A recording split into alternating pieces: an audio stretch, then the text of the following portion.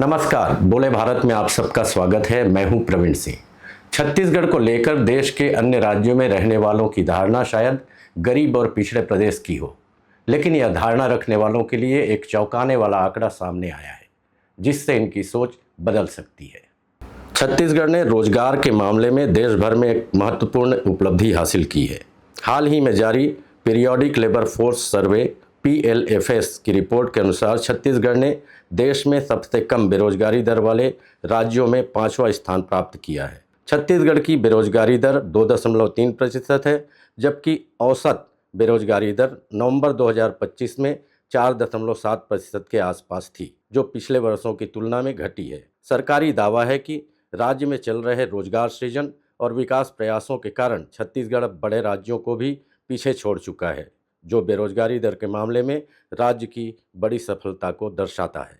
PLFS की report ने देश भर के विभिन्न राज्यों में बेरोजगारी के आंकड़ों का भी खुलासा किया है। इस रिपोर्ट के अनुसार केरल, लक्षद्वीप और अंडमान निकोबार द्वीप समूह में सबसे अधिक बेरोजगारी दर रही। केरल में 15 से 29 वर्ष की आयु वर्ग के युवाओं में बेरोजगारी दर 29.9% दर्ज की गई है। महिलाओं में बेरोजगारी दर 47.1% और पुरुषों में 19.3% रही है। इसके अलावा लक्षद्वीप में बेरोजगारी दर सबसे अधिक 36.2% दर्ज की गई। अंडमान और निकोबार द्वीप समूह में यह दर 33.6% रही।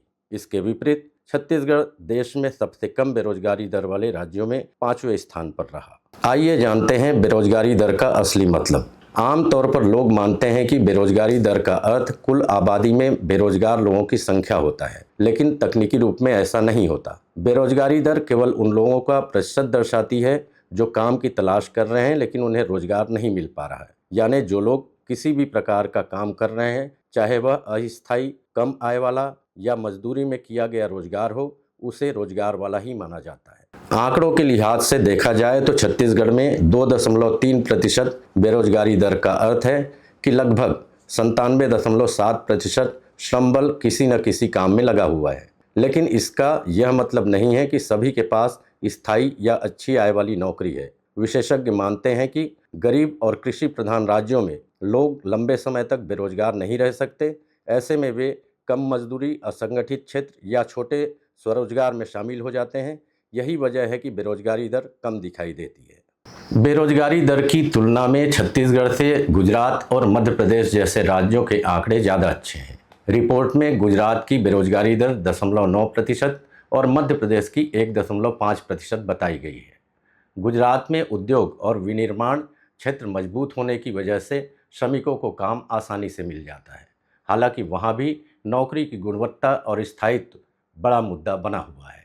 ऐसे में छत्तीसगढ़ सरकार को भी प्रदेश में स्थायी नौकरी दिलाने की दिशा में पहल करने की जरूरत है।